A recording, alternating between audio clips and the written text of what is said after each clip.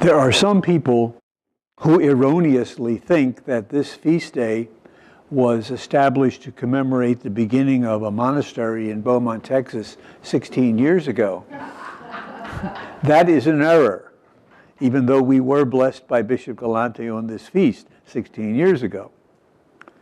The actual beginning of the feast takes place in Jerusalem in the 4th century.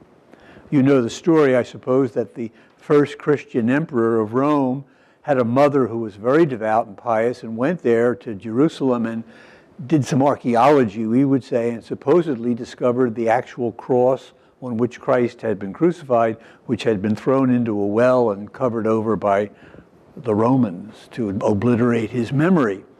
And her son and she built what we called the Church of the Holy Sepulchre, that ancient church in Jerusalem which sits on the site of Calvary and the tomb. And every year, on what we call Good Friday, they would take those pieces of wood in their silver case out and present them to the people so that the people could venerate them. That's where we get our little ceremony on Good Friday of the veneration of the cross. What we do in our parishes is a spin-off of that ancient ceremony in Jerusalem. But that's all history, whether it's Beaumont or Jerusalem, it's all history. It's the second reading of the day today that pulls us into the heart of what this celebration of the cross of Christ is all about. The reading is actually Paul plagiarizing an ancient Greek Christian hymn from the very early days of the church, which very succinctly describes what the Christ event is all about. It reinforces something that we sometimes forget, that Christ existed before he was conceived and born of Mary. He was the Son of God from all eternity. Boggles the mind, don't even try to figure it out. That's why he became a human being, so we could figure it out. So what Paul is saying is that God reduced himself to our level and became one of us to the extent of even dying the way we do, even though most of us will never die as badly as he did on the cross. And then Paul tells us that this is, and it's no pun, the crux of the whole Christ event. That it was by submitting himself to the cross that his ascent, that his return to the Father began. His acceptance of the human conditions of his personal life began his return to the Father. And since we believe that all of us, all of the cosmos actually has been recapitulated, taken in, made one with Christ, all of us began our return to the Father through the cross which he accepted. And that is one of the reasons why Jesus says specifically to his disciples, unless you take up your cross, don't look for it. It's coming. It comes every day in small ways. It will come in our lives in big ways, several times probably, and ultimately it will come in death. Jesus says, take up your cross, follow me, for where I am going, you are intended to go, back to the Father. Brother Michael tells the story of someone who went into a jeweler's and wanted to buy a cross for somebody, a little gold cross.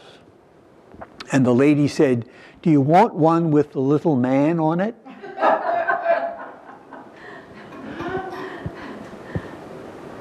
But that reminds us that really there isn't any cross without a little man, a woman, and a child on it.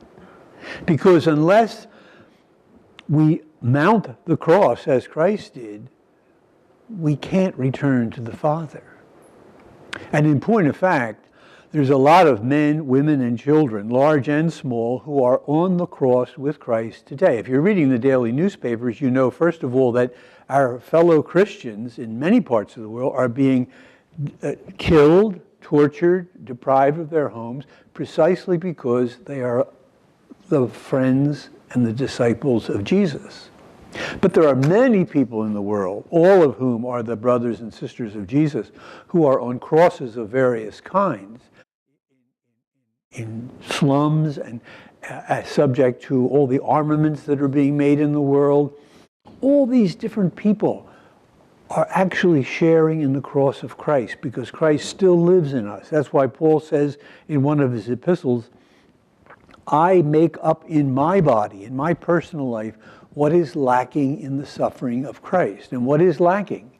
Our part. Our willingness to share and to accept what God has permitted to come our way in the course of life, which we so often call our cross. But the cross is the crux. It's the crossroad. It's the beginning of our return to the Father. And unless we accept it as Christ did, well, our triptych then would be in question. But all this happens, as Jesus reminded Nicodemus, because God loves the world.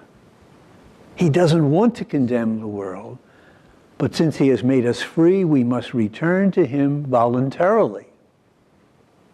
If we accept Jesus, then we accept the life that Jesus lived, a human life. And a human life will bring crosses, and ultimately the big cross. So the feast today is not one of the past, it's actually one of the present and of the future for us. It reminds us, long after we celebrated Holy Week, that the cross is absolutely necessary for our return to the Father. It is the first step.